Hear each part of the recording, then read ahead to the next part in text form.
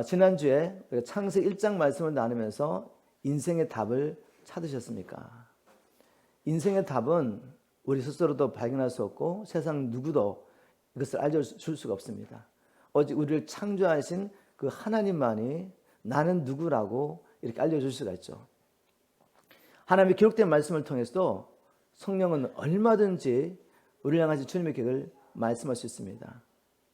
정말 주님을 만나고 그 주님을 통해서 인생의 답을 찾으시기를 주님을 축복합니다. 만일 우리가 인생의 답을 찾았다면 그 증거가 무엇일까요? 우리가 주님을 진정으로 만났다면, 우리가 구원받은 하나님의 백성이라면 우리의 삶에 분명한 증거가 있겠죠. 그것은 단지 교회를 가는 것입니까? 종교를 바꾸는 것입니까? 저는 집안 대대로 불교 신앙인 가정에서 태어났습니다. 제가 국민학교 5학년 때부터 이 교회를 다니기 시작했습니다. 그 교회를 다니기 시작한 것이 정말 내가 하나님을 만난 증거일까요? 또 저는 교회 다니면서 열심히 또 교회 활동도 했죠. 열심히 교회를 섬겼습니다. 그 열심으로 교회를 섬기는 것이 내가 정말 하나님을 만난 증거일까? 인생의 답을 찾은 증거일까? 물론 그럴 수 있습니다. 그렇지만 그렇지 않을 수 있다는 거죠. 유대인들은, 예수님 당시의 유대인들, 그리고 바울 같은 사람들 얼마나 하나님을 섬기는 일에 열심을 보입니까? 겉으로는. 그러나 바울 같은 사람도 사도행전 9장에 주님께서 직접 찾아오셔서 그를 만나실 때까지 인생의 답이 없던 사람이죠. 다시 말해서 종교적인 열심, 우리가 교회 가서 열심히 봉사하는 그것이 내가 하나님을 만났다는 증거가 될 수는 없다는 거죠. 하나님을 만난 사람들에게는 분명히 증거가 있었던 거죠. 베드로와 요한, 안드레, 야고보 이런 사람들은 갈릴리 지방의 평범한 어부였습니다.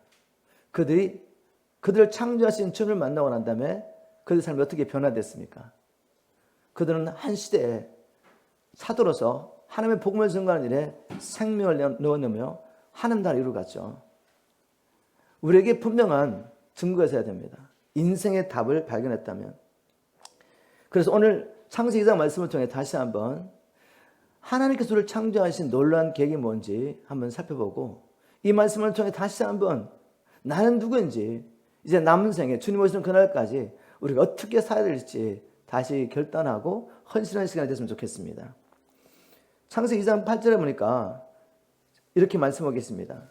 여호와 하나님이 동방의 에덴에 동산을 창설하시고 그 지으신 사람을 거기 두시니라. 또 15절 말씀 보니까 여호와 하나님이 그 사람을 이끌어 에덴 동산에 두어 그것을 경작하며 지키게 하시고 라고 기록하고 있습니다. 자, 이 말씀을 통해서 하나님께서 아담을 창조하신 목적을 알 수가 있죠. 또 그 말씀 가운데 하나님이 우리를 창조하신 목적을 찾아야 됩니다. 하나님은 왜 아담을 창조하셨습니까? 하나님이 창조하신 이 모든 것들을 그저 누리라고, 모든 만물을 창조하신 난 다음에 마지막에 아담을 창조하시고 아담을 그곳에 두셨을까요? 에덴에 두셨을까요? 그렇게 말씀한 분도 계십니다. 하나님 우리를 너무 사랑하셔서 모든 걸 다 창조하시고 만드시고 난 다음에 우리를 위해서 그 모든 걸 창조하시고 우리를 그곳에 두셨다. 그것은 성경이지 않습니다. 말씀을 자꾸만 사람 중심으로 보니까 그렇게 푸는 거죠. 하나님은 모든 피조물을, 하늘과 땅과 그 가운데 모든 것들을 하나님을 위해서 창조하셨지 사람을 위해서 창조하지 않으셨습니다. 하나님이 아담을 창조하신 목적은 하나님 만드신 그 에덴을 가꾸고 지키게 하기 위해서라고 성경은 말하고 있습니다. 다시 말해서 하나님은 사람을 하나님께서 만드신 모든 것을 관리하고 지키는 청지기로 창조하신 것입니다. 여러분, 청지기라고 해서 나쁜 거 아니죠. 하나님이 창조하신 모든 것을 우리가 무엇인가 하는데 우리를 신뢰하고 우리에게 모든 걸 맡겨주신 것이죠. 우리는 창세기 1장 28절 말씀을 통해서 하나님이 자기 형상을 따라 우리를 창조하신 목적이 땅을 정복하고 다스리는 것이라고 배웠습니다. 맞습니다. 우리는 정복자요 또한 통치자로 칭을 받았습니다. 바로 이를 위해서 하나님께서 우리에게 권세 주셨죠. 능력 주셨죠.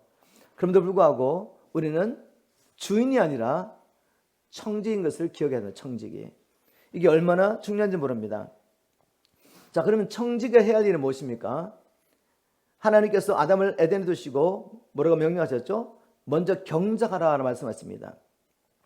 경작하라는 말은 히브리어는 아바드는 말인데, 아바드는 경작하다는 의미 외에도 일하다, 봉사하다, 섬기게 하다라는 말씀이 있습니다. 즉 하나님께서 창조하신 그 에덴의 모든 피조물들을 잘 가꾸고 섬기라고 하나님께서 아담과 하와를 창조하셨습니다. 자, 창세기 1장 28절 말씀과 좀 다른 것 같죠? 아니, 정보고 다스리는 거 아니야? 하나님이 사람을 자기 형상대로 창조하시고 정보고 다스리라고 말씀하시고, 왜 이제 와서 또 목사님은 하나님의 창조하신 모든 피조물을 섬기라고 청지기로서 하나님을 창조했다고 말씀하시지? 왜 하나님 말씀이 자꾸만 이렇게 상반되는 것 같습니까? 정복자가 통치하면 누려야 되는 거 아닙니까? 군림하고. 그것은 세상적인 개념이죠. 세상적인 개념은 강한 자가 약한 자 위에 군림하면서 누리는 것입니다. 그러나 하나님 나라에서는 반대 개념이죠. 강한 자, 권세 있는 자가 어떻게 해야 됩니까? 약한 자를 섬기는 것이 하나님 나라의 원리입니다. 바로 그것이 천국이죠. 우리 주님도 그렇게 말씀하셨죠. 제자들이 모든 걸 버리고 주님을 쫓아가면서 또 하나님 나라를 구하면서도 아직 마음 가운데 뭐가 변화되지 않죠? 세상적인 사고가 바뀌잖아요. 그래서 예수님이 구약의 선지자를 예언한 메시아라는 것, 그런 메시아 왕국 하나님 나라를 기다리고 있으면서 이분이 메시아이기 때문에 내가 모든 걸 버리고 이분을 쫓아가니까 세상의 권세처럼 그 하나님 나라에서 메시아 왕국에서 내가 권세를 가지고 뭔가를 누릴 거라고 생각하면서 제자들이 서로 다투죠. 그런데 주님이 뭐라고 말씀하셨습니까? 얘들아, 하나님 나라는 그런 게 아니야. 세상 나라는 권세 있는 자가 강한 자가 약한 자에 군림하며 누리고 있지만, 그러나 하나님 나라에서는 큰 자는 섬기는 자야. 우리가 정말 하나님의 말씀을 안다면 이렇게 살아가는 것입니다. 놀랍게도 경작하다는 그 히브리어 아바드는 이런 의미도 있습니다. 아바드는 너의 신분에 대다, 너희가 되다라는 의미도 있습니다. 그러니 하나님의 말씀이 얼마나 진리입니까? 우리 예수님은 우리를 창조하신 분이시지만 이 땅에 오셔서 종처럼 우리를 섬기셨죠. 마지막 날 주님이 잡히시던 그날 밤에 제자들의 발을 시키면서 얘들아, 하나님 나라 이런 것이야. 권세와 능력을 가지고 자가 이렇게 섬기는 것이야 라고 주님께서 친히 몸소 보여주셨습니다. 이것이 아담이 해야 할 일이었습니다. 또 아담이 해야 할 일은 무엇입니까? 지키라고 말씀하십니다. 하나님의 창조하신 아름다운 이 피조물들을 지켜라. 지키라는 말의 히브리어는 샤마르입니다. 지키다는 의미 외에도 울타리를 치다, 보호하다, 주의를 기울이다, 방비하다, 이런 의미가 있습니다. 하나님께서 아담에게 아담아, 내가 너를 창조한 목적은 이 에덴에 있는 모든 피조물을 경작하고 가꿀 뿐만 아니라 지켜야 한다 라고 말씀하실 때는 하나님께서 어떤 의미로 그렇게 말씀하셨습니까? 주위에서 잘 방비하지 않으면 원수에게 빼앗길 수 있다는 이 말씀 아니겠습니까? 하나님은 원수가 와서 하나님의 동산을 망칠 것을 알고 있었습니다. 하나님 나라를 대적하는 이 원수가 들어와서 아담과 하와를 속이고 어떤 일을 벌일 것을 다 알고 계셨던 거죠. 그래서 아담에게 말씀하셨습니다. 너 이것을 지켜야 한다. 주위에서 방비하고 정신 차리고 깨어 기도하지 않는다면 빼앗긴다는 것입니다. 결국 우리는 창세기 3장에 아담과 하와가 이 주님의 말씀에 귀를 기울이지 않아서 지키는 데 실패하고 하나님 주신 이 에덴을 빼앗기는 것을 보게 되죠. 결국 에덴에서 쫓겨나게 됩니다. 하나님께서 이 말씀을 통해 우리에게 주시는 말씀이 있죠. 우리가 주님 안에 있다면 정복자의 통치자입니다. 또한 하나님께서 우리에게 맡겨주신 에덴을 잘 가꾸고 지켜야 할 청직이죠. 청직. 하나님은 우리에게 주신 에덴이 무엇이겠습니까? 1차적으로는 우리의 마음입니다. 마음. 우리가 우리의 마음을 잘 가꾸고 지키는 일에 실패하면 에덴에서 나타난 일이 일어나는 거죠. 우리는 하나님의 자녀이지만, 예수 그리스도의 피로 거듭난 하나님의 자녀이지만 우리의 삶은 마귀에 끌려다닐 수밖에 없습니다. 정신을 차리고 마음을 지키지 않으면 마귀는 와서 우리 안에 자기의 생각들을 뿌립니다. 부정적인 생각들을 막 뿌리죠. 하나님 뜻과 관계없는 생각들을 막 뿌리죠. 세상 사람들처럼 그렇게 생각하고 느끼고 행동하도록 우리를 미혹하고 유혹하고 우리를 넘어지게 만듭니다. 어떻게 됩니까? 끊임없이 우리의 마음을 가꿔야죠. 하나님의 진리의 말씀을 뿌리면서 하나님의 말씀을 뿌리다 보면 하나님의 말씀으로 우리의 마음을 경작하다 보면 잡초 같은 게 보이지 않습니까? 그것을 뽑아내야죠. 그리고 가꿔야죠. 인내하며 가꿔야 됩니다. 성령 안에서 계속해서 진리의 말씀을 묵상하며 의를 심으면 결국 성령의 열매를 거두게 됩니다. 하나님이 기뻐하시는 열매를 거두게 됩니다. 여러분, 우리가 농부는 아니지만 어느 정도 지식을 갖고 있죠. 우리 뒷마당 다 했는데 뒷마당에 가꾸지 않으면 어떻게 됩니까? 분명히 뒷마당에 잔디를 심어놨는데 가꾸지 않으면 어디서 나왔는지 잡초가 생겨야 되고 그 잡초를 그냥 두면 이 잡목이 돼가지고 나중에 뽑아내기도 어렵습니다. 마찬가지죠. 우리는 끊임없이 우리의 마음 안에 마귀가 던져는 생각들을 분별하면서 그것을 빨리 뽑아내야 됩니다. 잡초 이제 막 자라나기 시작할 때 뽑기 쉬워요. 근데 제가 가끔 제가 간증 들었지만 제가 아리조나 살 때 뒷마당에 잡초가 하나 생기기 시작했는데 귀찮아 그냥 놔두더니 한 1년, 2년 지나니까 이게 잡목이 돼요. 잡목. 잡목이 돼가지고 이 뿌리를 내리고 들어가가지고 그 하수구관을 뚫고 들어가서 물을 얻으려고 하수관을 막아버리니까 이제 어떻게 됩니까? 뒷마당 다 퍼내야 됩니다. 다 완전 뒤집고 그 파이프를 다시 갈아야 되는 그런 어려운 일을 해야 되는 거죠. 영적으로 마찬가지입니다. 마음 가꾸는 걸 실패하면 매일매일 가꾸면 쉬운데 이거 그냥 방치해두면은 어느 사이에 마귀가 들어가지고 온갖 생각을 다 집어넣고 이제는 나의 감정을 사로잡고 내 의지까지 끌고 자기가 원하는 것을 끌고 가는 것입니다. 우리에게 주신 에덴을 여러분 잘 가꾸고 지키기를 주면 축복합니다. 우리에게 주신 에덴은 우리의 마음뿐이 아니라 우리의 가정, 우리의 교회, 내게 주신 일터, 그리고 이제는 크게는 이 나라와 열방이죠. 이 나라와 열방 가운데 얼마나 많은 어둠의 설대에 들어와서 하나님께서 계획하신 이 하나님 나라를 황폐케 한지 모릅니다. 하나님께서 우리에게 주신 사명은 무엇입니까? 정보와 다스리는 것입니다. 하늘과 땅의 모든 것을 내가 네게 줬기 때문에 너는 가서 모든 족속으로 제자 삼으라. 나의 에덴을 회복하라는 것입니다.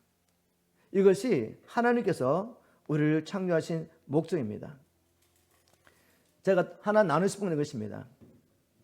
우리가 하나님께서 주신 이 에덴, 내게 지금 주신 것들을 잘 관리한다면, 청지에서 잘 관리한다면 이제는 하나님 나라의 주인이 될 수 있습니다. 자, 그게 무슨 말씀이죠? 여러분, 우리가 지금은 하나님께서 맡겨주신 것을 관리하고 지키는 청직으로 살고 있죠. 근데 청지의 직분을 잘한 사람들은 어떻게 됩니까? 하나님의 나라를 우리의 것으로 주십니다. 주님이 오셔서 하나님 나라를 유업으로 주실 때는 우리가 주인이 되는 것입니다. 우리가 그리스도와 함께 왕처럼 다스리는 것입니다. 자, 그 말씀을 우리가 누가복음 16장 11절 12절 말씀 가운데서 우리 주님께서 보여주셨죠. 제가 쉬운 말씀 읽고 이 말씀을 이렇게 한번 풀어보겠습니다.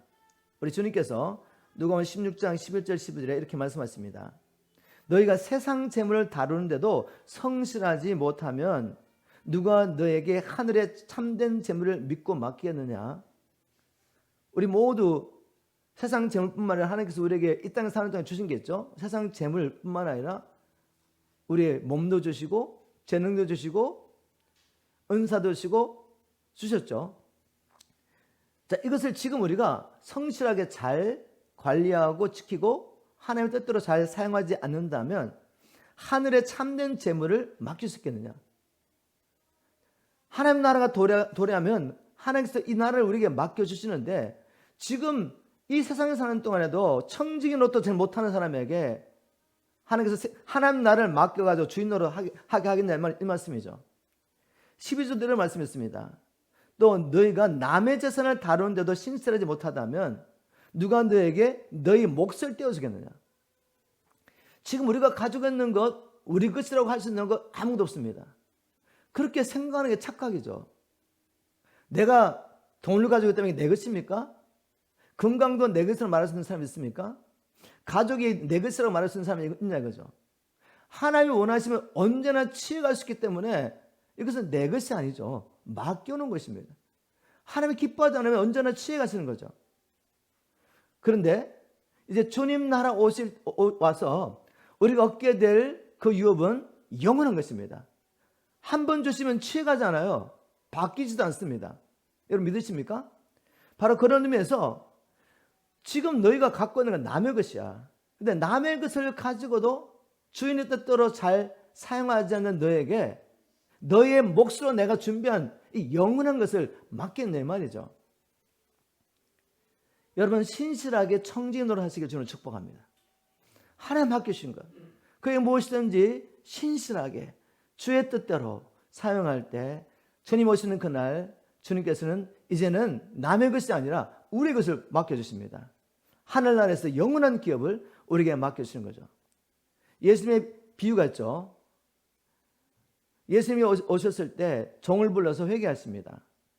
회개하면서 한 문화를 가지고 10문화를 남긴 종에게는 10골 다스리는 권세를 주시고 한 문화를 가지고 5문화를 남긴 종에게는 5골을 다스리는 권세를 주시고 근데 한 문화를 받고 청지 노릇 잘 못하는 종은 어떻게 합니까?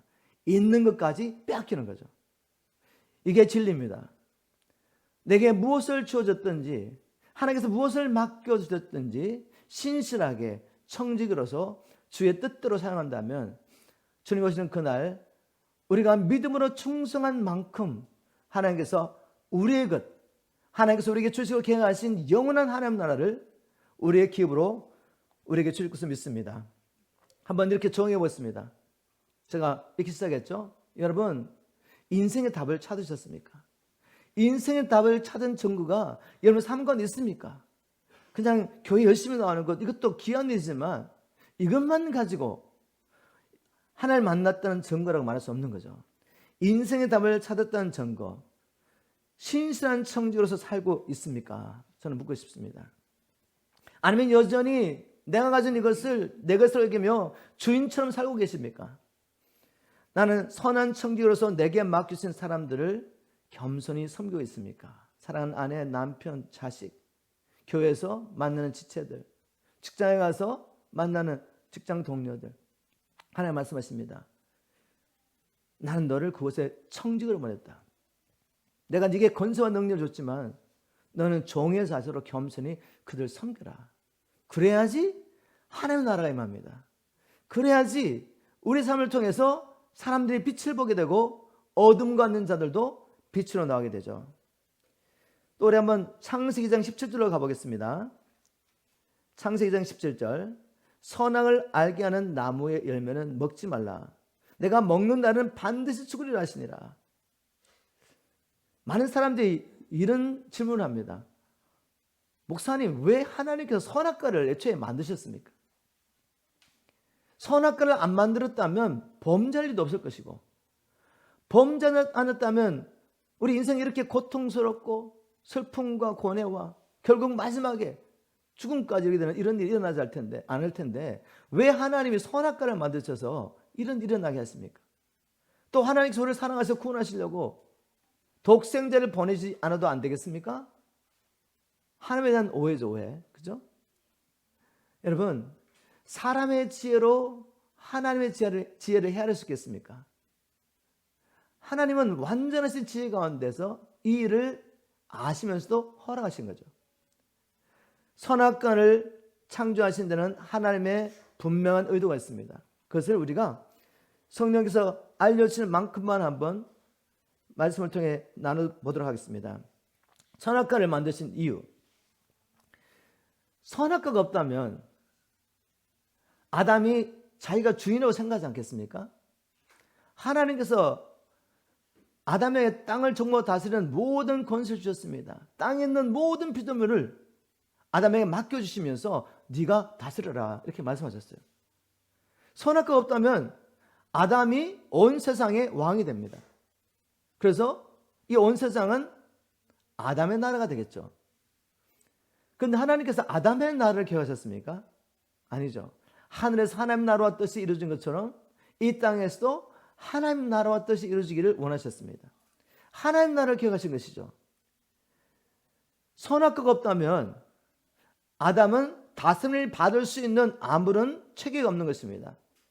하나님께서 선악과를 만드시고 이 선악과의 열매를 먹지 말라, 이 선악과를 먹는 날은 정령주라는 법을 주십니다. 아담은 그 법에 순종해야 하는 것이죠. 그래야 살 수가 있습니다. 이 법은 바로 이 에덴에, 그리고 장차 온 땅에 임금이, 왕이 아담이 아니라 하나라는 것을 선포하는 것입니다. 여러분 이해하십니까? 아담이 누군가의 지배를 받고 있어요. 하나님이 왕으로서 아담을 통치했습니다. 그래서 아담을 통해 이루어지는 이 모든 일들이 하나님의 뜻대로 이루어짐으로 하나님 나라가 되는 것이죠. 구약에 예가 있습니다. 여러분 보디발과 요셉 이야기 잘 아시죠? 요셉이 형들의 미움을 받고 애굽으로 팔려갔는데 마침 바로를 시위하는 시위대장의 집에 들어가게 됩니다. 바로의 시위대장인 보디발이 보니까 요셉과 하나님이 함께하는 것을 보게 됐습니다. 그래서 자기 집안 모든 일을 누구에게 맡기죠? 요셉에게 맡겨죠. 요셉에게. 그래서 요셉이 자기 임의대로 보디발의 집안의 모든 일을 관리합니다. 그럼에도 불구하고 요셉은 뭐죠? 주인이 아니에요. 청직입니다. 자신이 청직인 것을 기억나게 하는 게 뭐죠? 보디발의 아내입니다. 보디발의 아내. 에덴 동산의 선악과처럼 어느 날 이 보디발 아내가 요셉의 준성을 보고 막 요셉을 유혹합니다. 나와 동침하자. 그럴 때 보디발의 아내가 이렇게 유혹할 때 요셉이 뭐라고 말했냐면 창세기 39장 8절에 제가 한번 읽어보겠습니다. 요셉이 거절하며 자기 주인의 아내에게 이르되 내 주인이 집안의 모든 소유를 간섭하지 아니하고 다 내 손에 위탁하였으니 하나님이 아담에게 모든 걸 맡겨주셨습니다. 이 집에는 나보다 큰 이가 없으며 주인이 아무것도 내게 금하지 아니하였어도 금한 것은 당신뿐이니 당신은 그의 아내입니다. 하나님께서 모든 걸 허락하셨죠. 동상나무의 씨가 네가 임의로 다 먹을 수 있다. 그러나 한 가지를 금합니다. 선하게 알게 하는 나무는 먹지 마라. 그림이 무엇입니까? 요셉에게 보디발의 아내가 손댈 수 없는 영역인 것처럼 하나님께서 법을 만들어서 손대지 말라고 한 거죠. 그래서 아담은 청직이지 주인이 아니라는 것을 알려주는 것입니다. 아담이 주인이 아니라 청직에서 알려주는 것이 바로 선악과 역할이었다. 또 있습니다. 이 선악과는 그럼에도 불구하고 하나님께서 로봇처럼 프로그램해가지고 아담이 무조건 순종하고 하나님을 사랑하고 섬기도록 그렇게 창조한 것이 아니라 자유의지를 주신 겁니다. 너는 자유의지가 있어. 네가 이것을 먹을 수도 있고 먹지 않을 수 있는 자유가 있다는 거죠. 왜 자유의지를 주셨습니까? 하나님이 아담을 그냥 종으로 부르기 위해서 창조한 게 아니기 때문에 자기 형상을 따라 자기의 아들을 창조하고 종처럼 로봇처럼 프로그램해가지고 하나님만 사랑하며 섬기도록 만든 게 아니에요. 자유의지를 주고 네가 선택할 수 있다. 너는 내 사랑을 깨닫고 너를 향한 나의 놀라운 길을 깨닫고 나만을 사랑하며 나만을 섬길 수도 있고 나 아닌 다른 것들을 사랑하고 섬길 수도 있다는 자유의지를 알려주는 것이 바로 선악과죠. 선악과. 너무나도 안타깝게 아담은 이 자유의지를 가지고 하나님을 떠나는 것을 선택합니다. 하나님처럼 되기 위하여. 이런 위험을 당하시고 이런 일어난 걸 알면서도 왜 하나님이 굳이 선악과를 주셨을까? 왜 자유의지를 주셨을까? 하나님과 우리의 관계가 물론 하나님과 종의 관계지만 왕과 신하의 관계지만 하나님은 또한 우리와 사랑의 교제를 나누기 원하십니다. 아버지와 아들로서 사랑의 교제를 나누기 원하고 또 신랑과 신부로서 남편과 아내로서 사랑의 교제를 나누기 원하십니다. 여러분 사랑이 형성되려면 내 의지가 보장돼야죠. 내가 어떤 남자를 어떤 여자를 선택 없이 사랑할 수밖에 없도록 프로그램된다면 이게 무슨 사랑이겠습니까? 로봇에게 성경을 받으면서 너 정말 나를 사랑하는구나 이렇게 생각할 수 있습니까? 그렇게 당연히 프로그램됐으니까, 내가 돈을 주고 샀으니까, 그렇게 프로그램됐으니까 당연한 것을 받는 거죠. 거기는 사랑의 교제가 없습니다. 하나님 우리를 로봇으로 만들지 않고 사랑할 존재, 함께 사랑하고 함께 하나님 나라 이루갈 존재로 창조하셨기 때문에 선악과는 반드시 해야 합니다. 믿으십니까? 하나님 우리와 사랑의 신뢰 관계를 원하십니다. 인생의 답을 찾아낸 증거로서 이런 질문을 할 수 있습니다. 하나님, 나는 하나님의 통치를 받고 있습니까? 내 삶의 진정 왕은 주님이십니까? 물어보십시오. 아니면 여전히 내 생각대로 내 감정대로 살고 있는지. 이렇게 설교를 들을 때, 하나님의 말씀을 연구할 때는 내 주님 나의 왕이십니다 고백하는데, 실제적인 삶 가운데서 누가 왕이냐 그죠? 인생의 답을 정말 찾은 사람들은 은밀한 곳에서도 하나님의 통치를 삼합니다. 그래서 우리가 하나님께 불순종할 때 그것이 고통이 되는 것이죠. 하나님만이 나의 왕이 되기 원하시는데, 이렇게 순간순간 또 내 생각, 내 감정을 따라 사는 나를 보면서 하나님의 은혜를 구하는 거죠. 그리고 예수 그리스도의 보혈 안 했다면 나는 결코 하나님의 자녀 될 수 없고 하나님의 아내의 신부도 될 수 없는 존재인 것입니다. 우리에게 이런 갈등이 있지만 하나님이 나의 왕이시기 때문에 이런 갈등이 있는 것이지, 하나님이 나의 통치자가 아니라면, 인생의 답을 찾지 않았다면 아마 갈등 없이 살 겁니다. 여러분, 갈등으로 끝나지 마시고 정말 예수 그리스도가 왕이 되게 하심으로 여러분의 심령 속에 하나님 나라 임하고, 하나님께서 여러분이 주신 그 영역 가운데, 가정 가운데, 직장 가운데 하나님 나라 임하기를 주님을 축복합니다. 2장 18절 말씀으로 한번 가보겠습니다. 2장 18절에 보니까 여호와 하나님이 이르시되 사람이 혼자 사는 것이 좋지 아니하니 내가 그를 위하여 돕는 배필을 지으라 하시니라. 자, 하나님께서 아담에게 땅을 정복하고 다스리라는 명령을 주셨습니다. 또 에덴에 창조하신 모든 피조물을 가꾸고 지키는 일에 사명을 주셨습니다. 그런데 하나님께서 이렇게 말씀하십니다. 사람이 혼자 사는 것이 좋지 못한 것 같다. 우리가 이 사람을 위해서 돕는 배필을 만들자, 이렇게 말씀합니다. 자, 여기에 좋지 아니하니 라는 말을 영어로는 it is not good, good이라는 말을 썼죠. 히브리어는 이 good이라는 말이 토브란 말이에요. 토브, 그죠? 이 토브란 말인데, 이 선하다, 좋다라는 이 말을 시편 25편 8절에 보면 여호와는 선하시다라는 말을 할 때도 형용사 토브를 썼습니다. 자, 이 말씀을 통해서 우리가 반드시 기억해야 할 게 있습니다. 뭔가 하면 하나님께서는 무엇을 선하다고 말씀하시느냐 이거죠. 하나님은 무엇을 악하다고 말씀하시는가? 하나님의 선과 악의 기준을 알아야지 마지막 날 심판날에 우리가 놀라지 않습니다. 왜냐하면 하나님은 이렇게 말씀하셨습니다. 마지막 날 우리를 심판하실 때 무엇을 가지고 심판하시냐면, 선한 일을 행한 자는 생명의 부활로, 악한 일을 행한 자는 영생의 부활로 나오리라고 말씀하셨죠. 그렇다면 하나님을 믿는 믿음의 당연한 결과라서 우리가 선한 삶을 살아야 된다는 것입니다. 그래야지 하나님 앞에 갔을 때 우리의 믿음이 인정을 받고 하나님의 약속대로 그리스도의 안에 있는 영생과 하나님 나라를 유업을 받게 되죠. 그래서 우리가 선한 일을 행하며 살아야 하는 것입니다. 이것이 구원의 목적이기 때문에. 자, 그럼 하나님 보시기에 선한 건 뭐죠? 오늘 말씀을 통해 보면 창조의 목적을 따라 살았냐 이거죠. 내가 너를 창조한 목적을 따라 살았느냐, 그렇지 않느냐가 선과 악의 기준입니다. 하나님께서 아담에게 생육하고 번성하여 땅을 정복하고 다스리라고 했는데 아담은 혼자서 생육하고 번성할 수가 없죠. 하나님의 뜻을 이룰 수가 없습니다. 그래서 하나님의 창조의 목적에 맞지 않기 때문에 좋지 않다, 선하지 않다라고 말한 겁니다. 이제 이해하시겠습니까? 여러분, 정말 하나님께서 우리에게 요구하시는 그 선한 일을 행하며 남은 생에 살기를 주님을 축복합니다.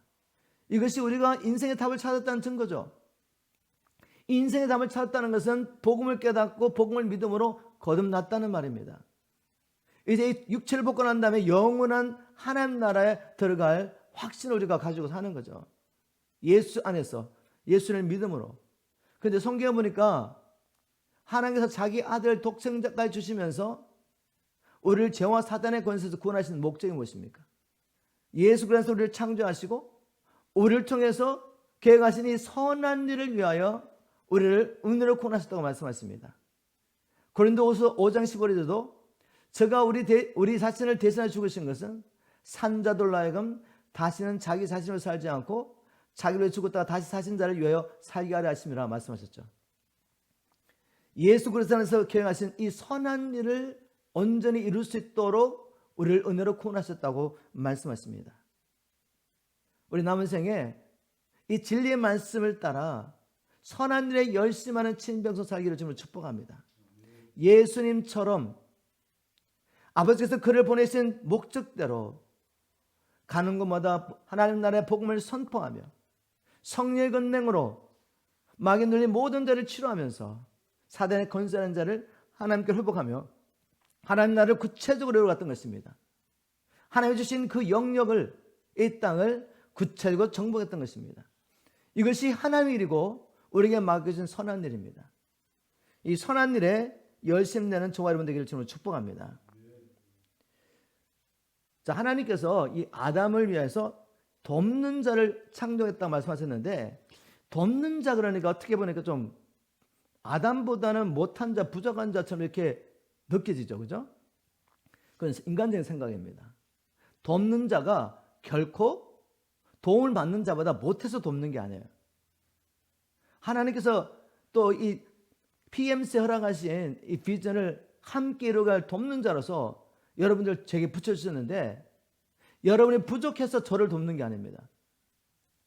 왜냐하면 그리스도 예수 안에서 남자나 여자나 종이나 자유인이나 다 동일합니다.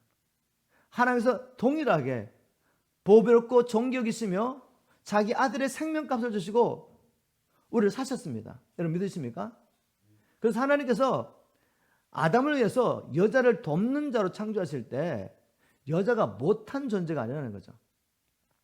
여러분 놀랍게도 예수님의 이름이 돕는 분이십니다.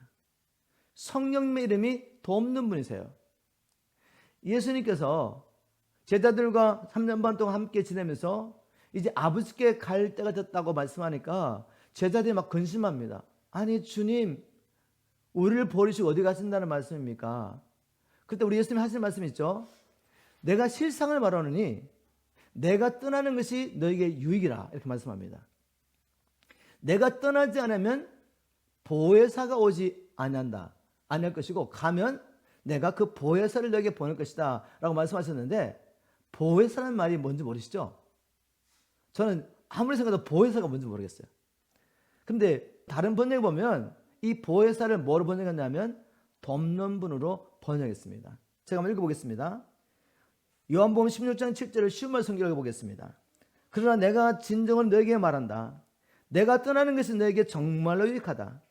내가 너를 떠나가지 않으면 돕는 분께서 너에게 오실 수 없다. 내가 가야만 내가 그분을 너에게 보낼 것이기 때문이다.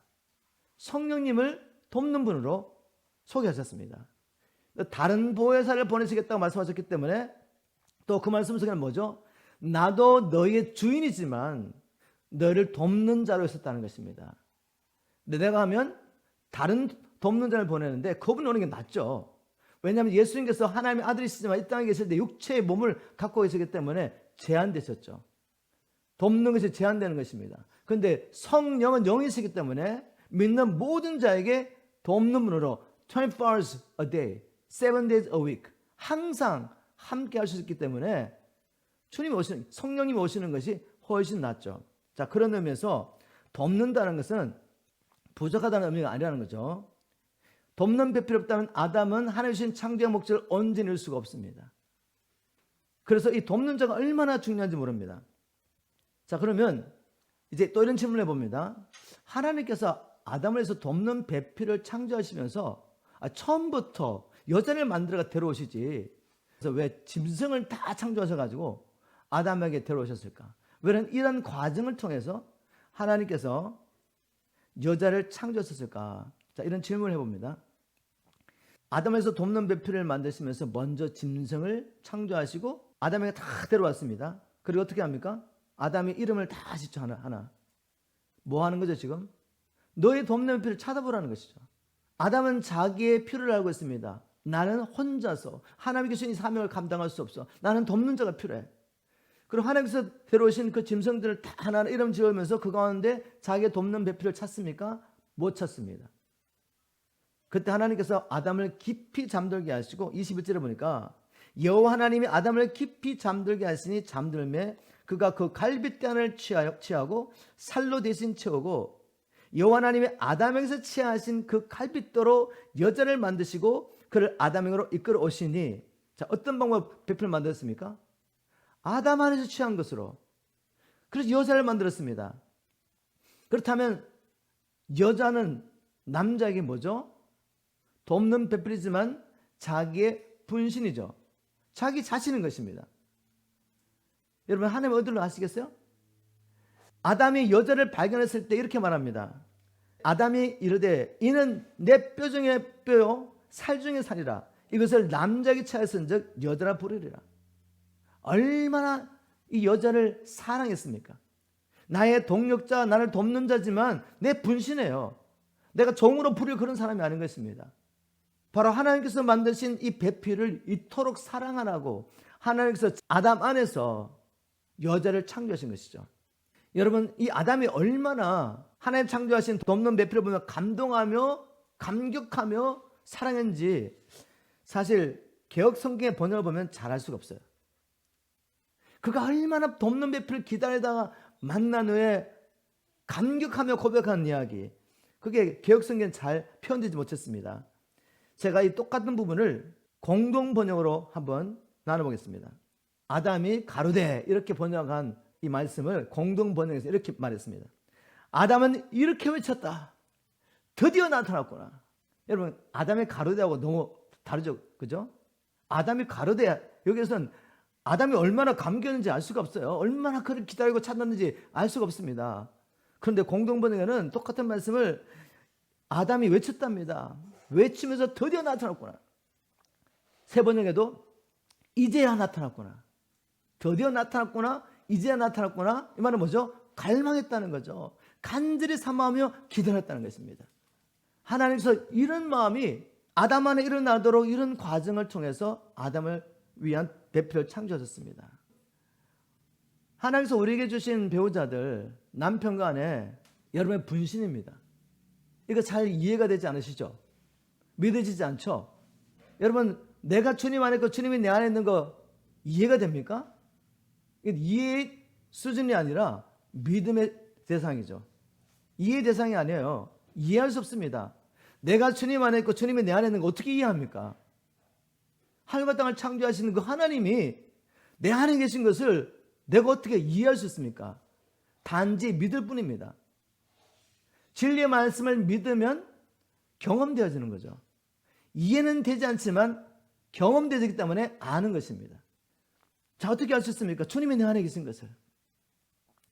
주님이 내 안에 계시지 않다면 잃어버린 영혼을 향한 눈물과 간절함이 제게 있을 수가 없어요. 우리는 이기적인 존재이기 때문에 나하고 아무 관계없는 사람, 내가 보지도 못한 사람, 그런 사람들의 구원을 위해서 주님 앞에 내가 간절한 마음으로 기도할 수 있겠습니까? 그것은 하나님이 내 안에 성령을 계시다는 증거죠. 그 주님의 국률, 그 눈물이 제 안에 있는 것입니다. 제가 복음을 전하다 보면 정말 주님을 만나려고 몸부림치는 우리 자녀들이 있습니다. 근데 만나지 못해가지고 답답한 심정으로 목사님, 저도 목사님이 증거하시는 그 하나님을 만나고 싶어요. 근데 만날 수가 없어요. 그때 하나님의 마음이 제게 막 임합니다. 그리고 주님 이렇게 기도하죠. 손을 얹고 주님, 이 아들이 주님을 이토록 만나기를 사모합니다. 근데 사람이 자기의 지혜로 할 수가 없어요. 막 이렇게 기도하는데 제가 막 울고 있습니다. 주님이 내 안에, 내가 주님 안에 있지 않다면 일어날 수 없는 일이죠. 또 특히 우리 2세들에게 복음 전하면서 하나님의 이 마음을 막 전하는데 아무런 관심이 없어요. 막 졸고 장난치고 떠들고 막 그럽니다. 그래서 어떤 팀사학자는 팀사학자 모임할 때 이렇게 고백합니다. 목사님, 제가 막 화가 나가지고 막 때리고 싶었다고. 그리고 막 다 때리치고 가고 싶었다고. 근데 여러분, 주님의 마음이 임하면 어떻게 되는지 아십니까? 화가 나는 것이 아니라 울게 돼, 울게 돼. 말씀을 선포하다가 우는 것입니다. 누가요? 우리 하나님이. 저들을 너무 사랑하셔가지고 우시는 거죠. 근데 그때부터 역사가 일어납니다. 우리 애들이 제 부족한 영어로 하나님의 말씀을 선포할 때 듣지도 않아요. 그런데 하나님의 사랑이 나타나면은 얘들이 갑자기 깨어납니다. 듣기 시작해요. 그리고 주님을 만나기 시작합니다. 또 우리가 복음을 전하다 보면 마귀에 붙잡혀서 고통당하는 영혼들 있지 않습니까? 예수님을 명령할 때 이 어둠의 영이 떠나가는 것입니다. 여러분, 제가 무슨 권세와 능력에 있어서 보이지 않는 영을 결박하고 쫓아낼 수가 있겠어요? 주님이 내 안에, 내가 주님 안에 있기 때문에. 하나님이 섭리 가운데 한 남자와 한 여자를 연합하게 하셔서 결혼하는 걸 통해서 연합하게 하실 때 이 놀라운 신비가 일어난다는 것이죠. 어떤 신비요? 제 안에는 저의 분신이에요. 이거 이해는 안 되지만 저는 믿고 경험하고 있습니다. 어떻게 해요? 이 사람을 미워하는 것이 나를 미워하는 것이 되고, 이 사람과의 관계가 끼어져 있으면 마치 내 몸의 한 부분에 피가 안 통하는 것처럼 답답하고 고통이 온다는 것이죠. 여러분, 이거 경험하지 못하십니까? 바울이 뭐라고 말했습니까? 남편에게 아내를 사랑하라 말하면서 그 이유를 이렇게 말합니다. 에베소 5장 28절에 이와 같이 남편들도 아내를 제 몸과 같이 사랑해야 합니다. 왜요? 자기 아내를 사랑하는 것은 곧 자기 자신을 사랑하는 것입니다. 그리고 29절 이렇게 말합니다. 나의 몸을 미워하는 사람은 아무도 없습니다. 자기 아내를 사랑하러 말합니다. 자기 아내를 사랑해서 곧 자기를 사랑하는 것인데, 그 다음에 하는 말이 뭔가 하면 자기 몸을 미워하는 사람이 없대요. 그 말은 뭐죠? 당신 안에는 당신의 분신입니다. 결혼하는 것에서 하나님께서 신비롭게 한 몸을 이뤘기 때문에 당신 자신이에요. 그런데 왜 당신 자신을 미워하십니까? 싫어하십니까? 자, 그래도 어떤 분은 이렇게 말할 겁니다. 목사님은 제 아내가, 제 남편이 제게 어떤 일을 하는지 몰라요. 목사님. 아니, 어떻게 이런 남자를, 이런 여자를 제가 제 몸처럼 사랑할 수 있습니까? 이렇게 말씀할 수 있잖아요. 자, 저는 그런 분에게 이렇게 말합니다. 정말 형제님은 복음을 깨달으셨습니까? 예수님께서 우리를 위해서 생명을 주실 때 우리에게 사랑할 만한 것이 있어가지고 자기 몸을 주셨습니까? 생명을 주셨습니까? 성경에 뭐라고 말하고 있습니까? 우리가 아직 죄인 됐을 때 하나님께서 우리를 사랑하셔서 자기 아들을 우리의 죄를 위한 화목제물로 주심으로 울량하신 자기 사랑을 확정하셨습니다. 죄인 정도가 아니라 마귀의 편에 서서 하나님을 퇴색했죠. 원수였죠. 하나의 원수로 죄인으로 살았던 우리를 그렇게 사랑하셔서 자기를 주신 것입니다.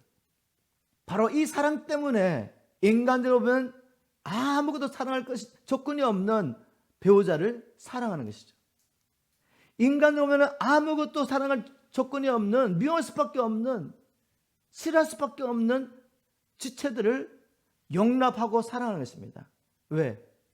바로 주님께서 그토록 우리를 사랑하시며 우리를 변화시켰기 때문에. 그리고 이것이 우리가 땅에 살아있는 목적이기 때문에. 예수를 믿는 믿음의 목적, 신앙의 목적이 무엇입니까? 예수는 잘 믿어서 그분의 성령의 능력으로 내가 원하는 것을 세상에서 취하는 것입니까? 그런 신앙의 목적을 갖고 있는 분들은 이런 메시지 들어가지 않죠.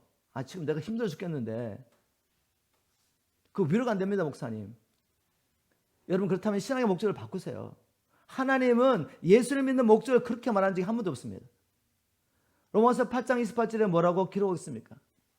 하나님의 사랑하는 자, 곧 그 뜻대로 부르심을 입은 자들에게는 모든 것을 합력하여 선을 이루느니라. 그 선이 무엇이죠? 하나님께서 미리 하신 자들로 하여금 자기 아들의 형상을 본받게 하도록 해하셨어요. 즉 하나님께서 우리를 그리스도 예수 안에서 불러주시고 이것이 너의 신앙의 목적이야 라고 주신 게 뭐죠? 예수님처럼 만드는 겁니다. 예수님의 형상으로 만드는 것이에요. 예수님처럼 우리가 변화돼서 예수님처럼 사는 것입니다. 예수님은 무엇을 위해 사셨습니까? 저와 여러분의 구원을 위해서 사셨습니다. 자기를 부인하고 자기의 생명을 내어놓으면서 그 큰 사랑을 통해서 우리를 변화시킨 거죠. 예수님은 그렇게 사셨나요? 바울도 그렇게 살았죠. 고린도서 4장 7절을 보세요. 바울은 이렇게 고백합니다. 고린도 교회 성도들에게. 우리는 사방에서 우격삼을 당하고 이런저런 어려움을 당하면서 복음을 전하고 있다. 우리는 날마다 우리의 생명을 내어놓는다. 우리는 날마다 죽어. 그런데 우리의 그 죽음을 통해서 너희는 생명을 얻게 됐어. 이것이 우리의 신앙의 목표입니다. 그러니 우리 삶 가운데 허락하신 하나님의 섭리 가운데 허락하신 우리를 힘들게 하고 어렵게 하는 배우자나 자녀들이나 지체들은 무엇이죠? 하나님이 우리를 만들어 가시는 은혜의 도구입니다.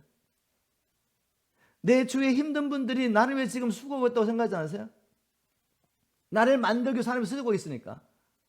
내가 온전히 복종케 되면 하나님께서 그들도 회복하시고 치료하실 텐데 나 때문에 고생하고 있는 거죠. 여러분 이렇게 마음을 정하십시오. 주님, 모든 상황 가운데서 내 안에 주님의 형상을 이루어 주십시오. 주님 닮기를 원합니다. 그래야지 우리가 주님이 하신 일을 할 수 있으니까. 여러분 우리가 주님을 닮게 되기를 주면 축복합니다. 말씀을 마무리하겠습니다. 오늘 말씀을 통해서 예수 그리스도 안에서 하나님께서 가지고 계신 놀라운 계획에 대해서 나눴습니다. 나를 향하신 놀라운 계획이 뭔지 아시겠습니까?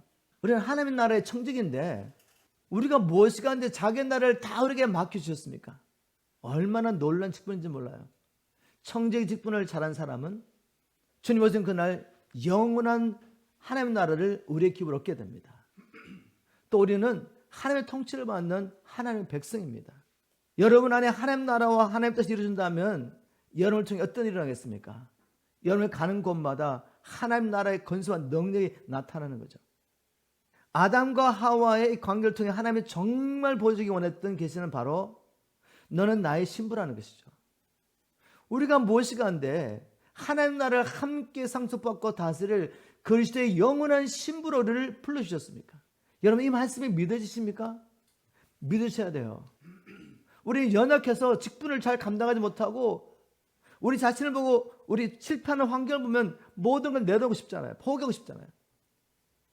말씀을 들으면 알 것 같은데 이 삶을 살려니까 너무 힘들죠. 사실 불가능합니다. 그래서 하나님의 성령의 능력을 구하며 우리가 겸손히 하나님 앞에 나가는 것이죠. 마귀는 끊임없이 지금도 여러분의 실패하는 모습을 보여주면서 너는 안 되라고 말씀해요. 너는 안 되라고 말합니다. 이 시간 선택하셔야 돼. 나는 평생 이렇게 살 건가? 나는 안 돼. 하나님의 말씀은 내가 들으면 좋지만 나는 그렇게 살 수 없어. 그럼 마귀의 속삼이에요. 마귀의 속삼을 물리치십시오. 결박하십시오. 그리고 하나님의 말씀을 붙잡으십시오. 우리가 찬양과 예배하는 가운데 주님이 계속해서 여러분들 저를 위로하셨죠. 나는 너를 창조하였다. 내가 너와 항상 함께 할 것이다. 내가 너를 지킬 거야. 그러니 너는 내 것이기 때문에 네가 포기하지 않으면 나는 너를 향한 계획 절대로 포기하지 않는다. 너는 내 아들이야. 이 말씀 붙잡고 일어나셔서 사명을 감당하시고 주님 오시는 그날 우리 모두가 주님 앞에 서게 되기를 주님으로 축복합니다.